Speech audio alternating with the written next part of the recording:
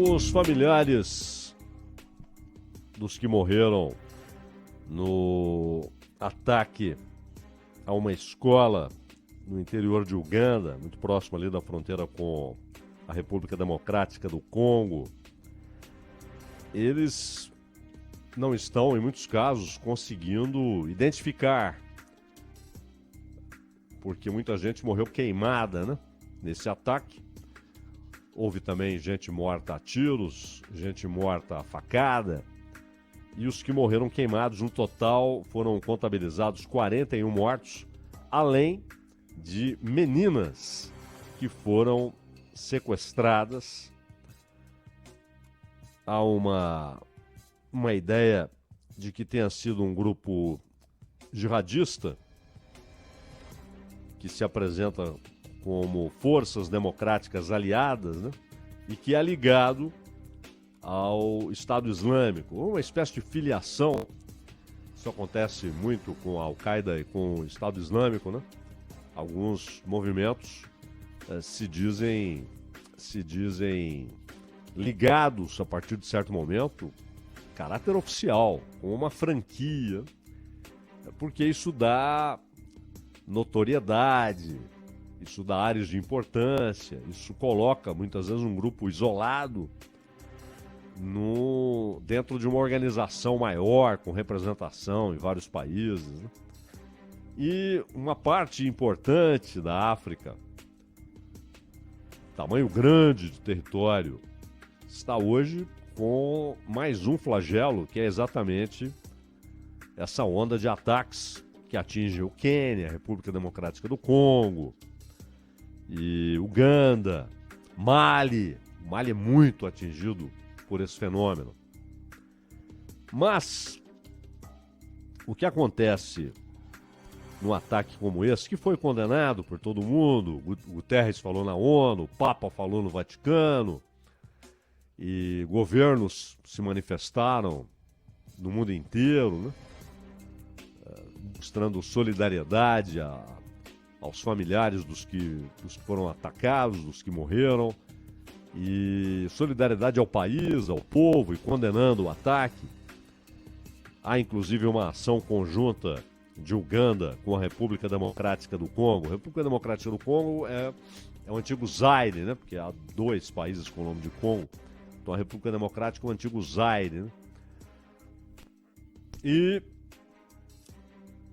basicamente a ação desse grupo tem sido na República Democrática do Congo. Porém, houve essa incursão e foi numa cidade pequena, em Uganda, que ocorreu esse ataque. 17 meninos morreram queimados em seus dormitórios e 20 meninas foram mortas a facadas, segundo a primeira-dama e ministra da Educação de Uganda, Janete Museveni. No total, 41 mortos. Lembrando que houve um ataque, foi duplo, em Kampala, em 2010. Na época, o Al-Shabaab, que é um grupo da Somália, né, assumiu esse ataque em Uganda em 2010. E na época foi algo devastador, porque 76 pessoas morreram. Mas nesse caso, fica um fenômeno que tem sido debatido nesses países africanos atingidos por ataques terroristas, né? E às vezes nem é um problema do país, tanto que esses caras atravessaram a fronteira, segundo a versão do exército e da polícia, né? Atravessaram a fronteira, foram até Lubihira, a escola que fica na cidade de Mipondui, e lá realizaram esse massacre. O que chama a atenção é a facilidade com que esses grupos conseguem convocar, alistar, convencer jovens desses países a aderirem a esses movimentos, a essas guerrilhas de caráter político-religioso. Às vezes também com alguns elementos étnicos, né, nas suas bandeiras, em razão de confrontos étnicos desenvolvidos ao longo do tempo. E às vezes um grupo se forma com base na defesa de uma etnia. Mas sempre com a possibilidade de que ele acabe abraçando outras bandeiras, outras reivindicações, outras linhas ideológicas, mas tendo como base a formação em defesa de uma etnia. Todo mundo se lembra dos confrontos entre Tutsis e Hutus, né? Ali no Burundi, Ruanda, e essas guerras, esses enfrentamentos entre etnias, eles são resultado da ação do colonizador, do papel exercido pelo colonizador, que forçou povos distintos, etnias distintas, costumes, culturas distintas, forçou toda essa gente a ficar unida num lugar que eles deveriam chamar de país. Quando, na verdade, a história construída durante séculos por esses povos, em nenhum momento apontava para essa reunião forçada. Isso aconteceu na Ásia também. O Iraque, se você pega aquela região, ali você tem uma civilização, né, dos caldeus, Império Babilônico, depois os persas e os medos que dominaram aquela região, o Império de Assuero, né, que começava ali praticamente no sul da Ásia, subindo, fazendo uma curva, atravessando um braço de mar e chegando ao nordeste da África. Então, eram impérios formidáveis. Mas as divisões eram étnicas, mas também culturais, tribais. E o colonizador, ele varre tudo isso. O Iraque, por exemplo, onde está o país, quais suas divisas, é uma invenção britânica. E colocou grupos religiosos antagônicos sob a mesma bandeira. Agora vocês são todos iraquianos.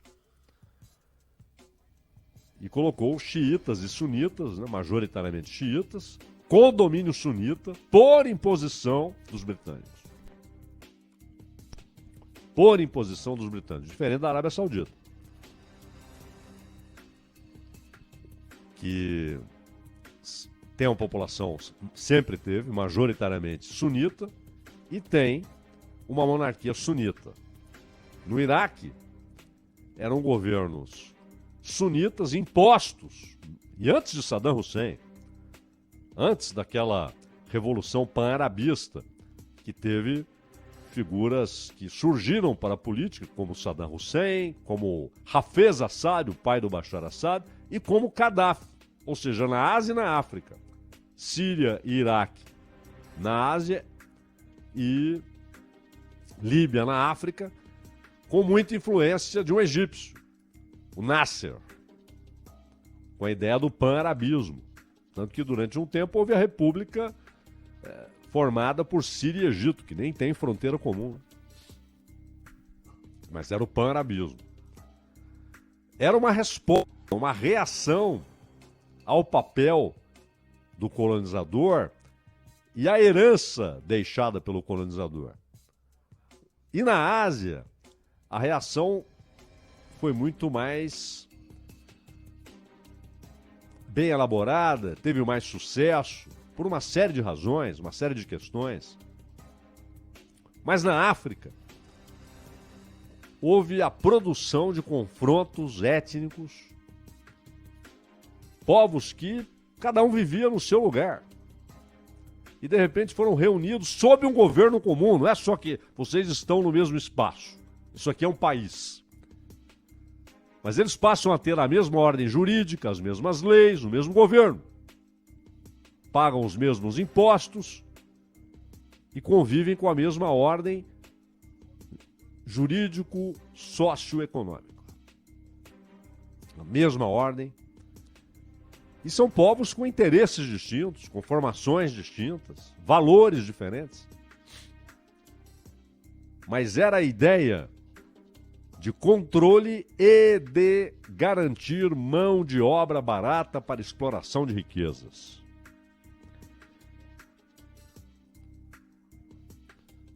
Há 3 consequências do papel do colonizador na África. Um é muito positivo, que foi levar valores que não são daqui ou dali, são universais.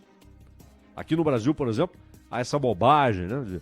Não pode falar de Jesus Cristo aos indígenas, porque isso seria entrar na sua cultura. Isso é mentira. Porque estamos falando de um valor universal. A salvação é universal, não é? O Salvador é para todos. Logo, excluir os indígenas dessa possibilidade é o papel do tutor arrogante, que diz, não, você não pode ter contato com essa riqueza, você não pode ter contato com esse conhecimento que a humanidade desenvolveu, adquiriu. Não pode. Você tem de ficar restrito a isso ou aquilo. Esse é o tutor arrogante. Se sente dono. O certo é você apresentar. E aí, a reação, a recepção, ela está embutida na liberdade daquele que recebe e recepciona. Ele vai rechaçar, ele vai aceitar, ele vai amar, ele vai odiar, mas ele vai decidir. Isso foi importante. Tanto no subcontinente asiático, ali no sul da Ásia, quanto na África. Quando a gente fala África, são Áfricas, né? Áfricas e Áfricas.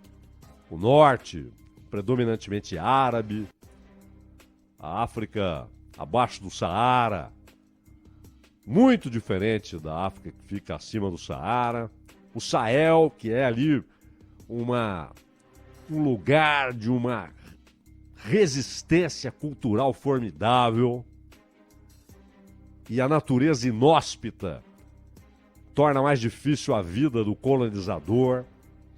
Então a resistência ganhou alicerces muito fortes. E o sul da África, que sofreu demais a ponto de instalarem um regime canalha, atroz, que tornou o apartheid, a discriminação, a separação, a ideia de superioridade racial, fundamento jurídico de uma ordem político-socioeconômica. Foi o que aconteceu na África do Sul com o apartheid.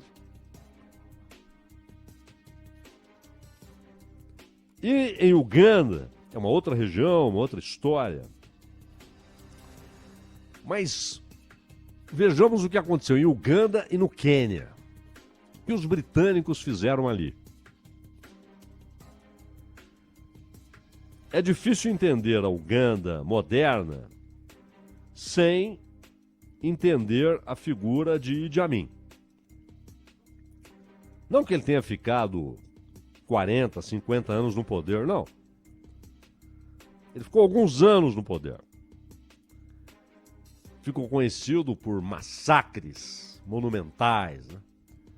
Falam em 300 mil assassinados pelo regime de Idi Amin.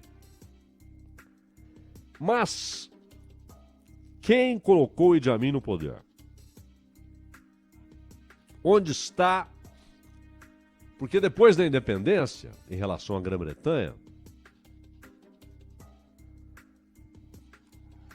eles passam a discutir, durante um momento eles são ali um governo com o primeiro-ministro, mas dependentes, não só com a figura da Rainha Elizabeth, então, como chefe de Estado. Isso aí tudo bem, o Canadá tem, a Austrália tem. Mas, econômica e politicamente, eram dependentes do Reino Unido. Então vieram as insurreições, estabelecem a República e sempre com governantes que amam o poder. O atual, o Yoweri Museveni, está desde 1986 na presidência, né? Não é moleza, desde janeiro de 86. Mas Idi Amin é uma figura chave, porque Idi Amin foi colocado no poder pelos britânicos. Por quê? Porque Idi Amin lutou pelos britânicos contra movimentos africanos que enfrentavam a exploração econômica. Então a gente falou daquele primeiro braço, houve um segundo, que foi a tecnologia, mas essa chegaria de todo modo, como chegou aqui, chegou para todo lado, não é? A máquina a vapor, nos teares, a locomotiva, isso chegaria de uma maneira ou de outra. E chegou a exploração econômica, política e a ideia de superioridade. Leopoldo, o belga, matou, não com suas próprias mãos, é óbvio, mas com o seu exército e seus grupos paramilitares. Ele matou mais ou menos 10 milhões de congoleses. Há uma fotografia de uma criança negra levada para a Bélgica, colocada numa jaula, e duas crianças belgas da família real, da nobreza, do lado de fora, olhando aquela criança como algo a ser observado ali, né? Algo exótico, estranho. Eram crianças olhando para uma criança.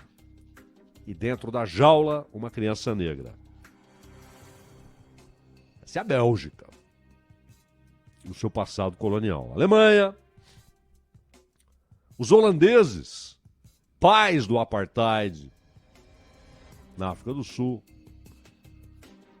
os portugueses, os espanhóis e, claro, os franceses, que até hoje dominam áreas inteiras na África. Quantos países estão usando o ECO, que é um nome bonitinho que o senhor Macron deu em 2019 para o que antes era o franco africano, francês africano, o franco que os franceses não usam mais há muito tempo, usam o euro, mas na África a França impôs o seu franco, a sua moeda. Isso controla comércio, controla a economia, e quem controla a economia controla o poder político.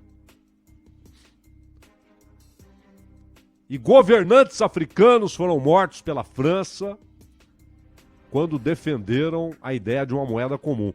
E o senhor Muammar Gaddafi, que não tinha moeda francesa, claro, mas era um líder africano, não só líbio, e que defendeu o fim da moeda francesa no continente africano. Essa foi uma das causas da reação feroz, violenta da OTAN, que resultou no assassinato de Gaddafi. O mesmo Gaddafi que financiou políticos franceses, porque ele cometeu atos terroristas. E na sua reaproximação com o Ocidente, o que ele usou? Dinheiro. Mas o que passaram a ver na possível queda de Gaddafi? Acesso francês a petróleo líbio. A Inglaterra viu a mesma coisa, os Estados Unidos viram a possibilidade de alastrar aquilo que eles chamaram de Primavera Árabe, tentando fazer uma ligação com a Primavera de Praga, em 68, esmagada pelos tanques do Pacto de Varsóvia. E o senhor Obama falou, é agora, vou aproveitar e vou derrubar o Assad na Síria. E tudo que ele conseguiu foi ver, durante muito tempo, uma parte da Síria e uma parte do Iraque nas mãos do Estado Islâmico.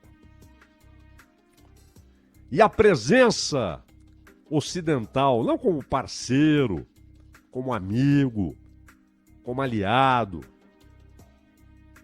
mas como aquele que leva crianças para jaulas, como aquele que dizima,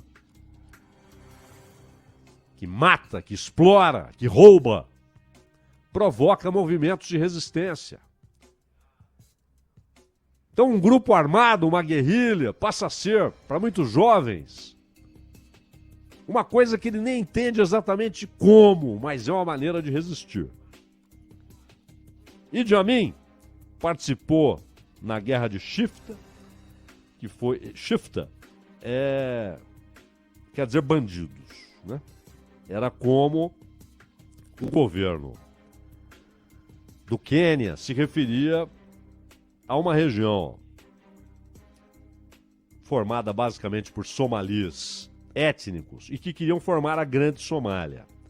Idi Amin foi lá lutar pelo Império Britânico no Quênia.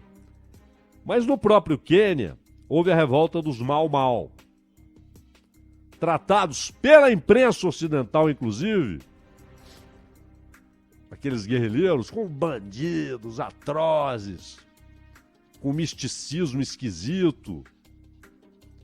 Era preciso massacrá-los. Ou seja, a imprensa dizia, lá nos anos 50, o que ela continua dizendo hoje, o que os poderosos mandam ela dizer. Grande parte da imprensa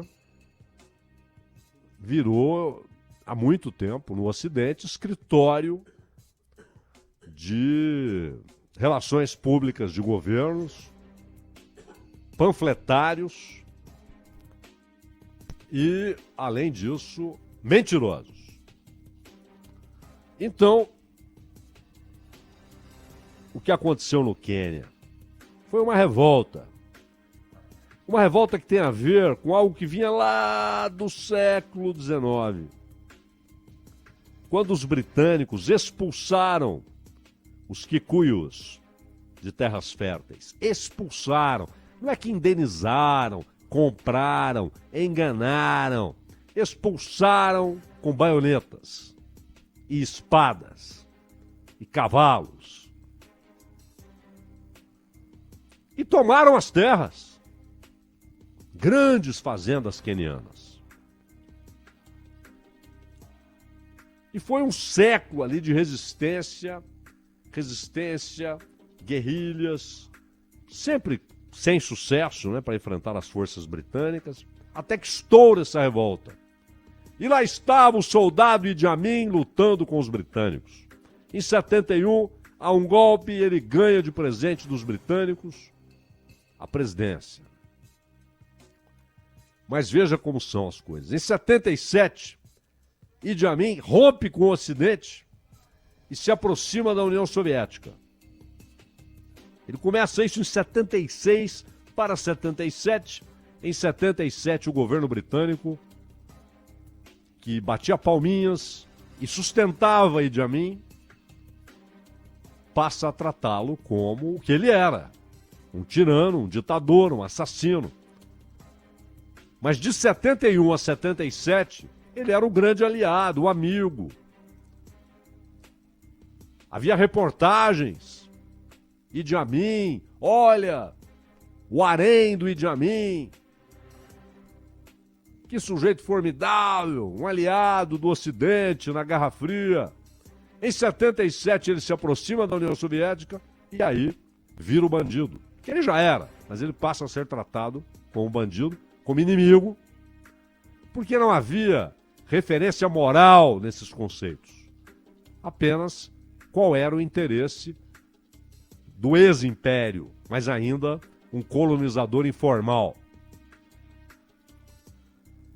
Isso se arrasta. A situação em Uganda tem melhorado economicamente. Houve redução da pobreza por esforços locais, exclusivamente locais. Redução da pobreza, a economia melhorou, houve mais emprego, mais educação, mais investimentos sociais, melhorou. Mas leva muito tempo até que esses povos possam se libertar numa medida significativa